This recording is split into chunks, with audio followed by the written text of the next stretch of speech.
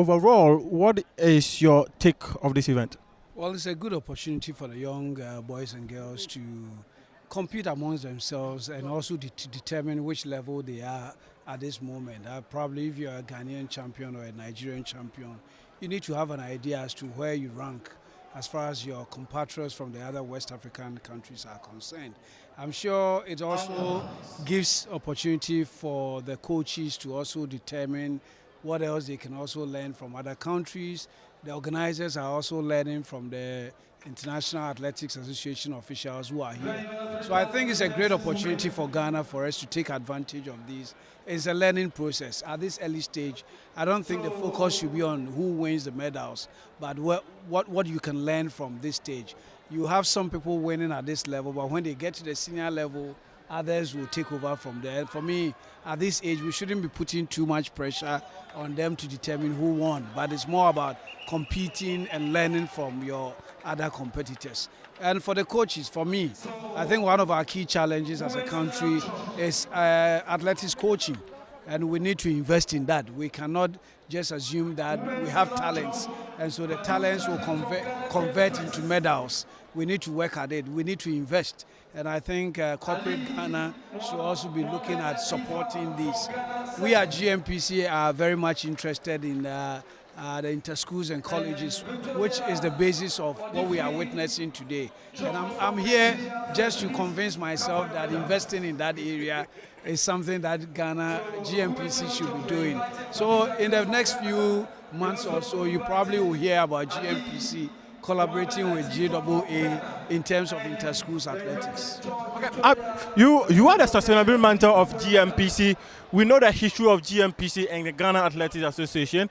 When they were leaving for the IAAF Games in 2017, Gnpc were a partner. Do you intend to still invest into the technical area of these athletes? That's why I said we've been talking to GAA just this morning about especially athletics coaching, coach training. Because if we invest in facilities and we don't have the people to get them the techniques, and even if we have the raw talents, it can never be converted to medals. So we are thinking about developing the young talents, providing them with the technical skills. That's through coaching. So we are looking at collaborations that will be sponsored by Gnpc in terms of how GAA converts these raw talents into medals at international events. That's what we at Gnpc are looking at. And so there are opportunities for us to pick up on those international competitions, send athletes there. But I think the core is getting them very early and giving them the right technique. That's where, because somebody, Prof just told me this morning, when they were running and jumping, they were not doing it on tartan tracks, but they were competing at the African level. So it's not always about the infrastructure. The infrastructure, even when they are not there, if you have the people to give you the right technique and skills, you'll be able to get to a certain level. But now that we have the infrastructure, if we combine it with the right skills and right talent development programs, I'm sure we'll get back to where we used to be. I happen to be carrying the spikes of some of Ghana's long-time athletes. The Brefers and Emmanuel Tufos and those guys were running when I was a kid at Opoku High School. We watched them. At that time, Ghana had Africa's flying queen in Doris Frimaru Edu and co.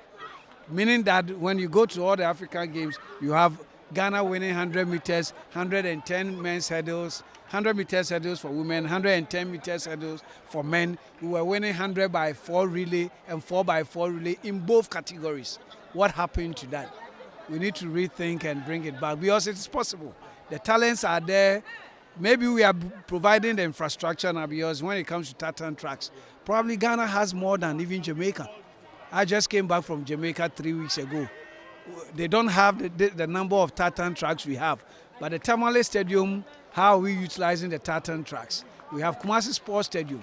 We have Cape Coast Stadium. We have Esipon Stadium. We have Elwak Stadium.